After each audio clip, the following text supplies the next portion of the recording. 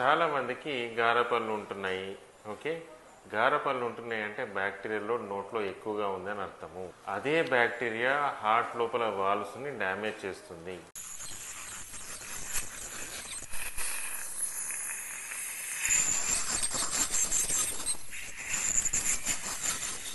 పళ్ళు క్లీనింగ్ అయిన తర్వాత పాలిషింగ్ అనేది చాలా ఇంపార్టెంట్. పాలిషింగ్ చేసినప్పుడే మళ్ళీ తొందరగా బ్యాక్టీరియా పట్టుకోకుండా ఉంటుంది. మీకు ఆ డిఫరెన్స్ అనేది మొత్తం అయిపోయినాక బాగా తెలుస్తుంది. ఇప్పటివరకు స్కేలింగ్ అండ్ పాలిషింగ్ అయింది కదండి.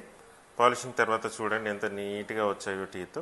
ఇలా చేసినట్టయితే పళ్ళు చాలా కాలం వరకు నీట్గా పాలిష్డ్గా ఉంటాయి, తొందరగా స్టెయిన్స్ రావు. అండ్ చిన్న చిన్న చిట్కాలతోటి ఆ క్రోమోజెనిక్ బ్యాక్టీరియా మళ్ళీ నోట్లో ఫామ్ కాకుండా చూసుకోవచ్చు.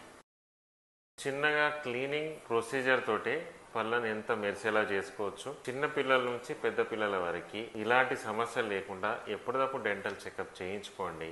పళ్ళు ఎప్పుడు శుభ్రంగా ఉంచుకోండి. Thank you.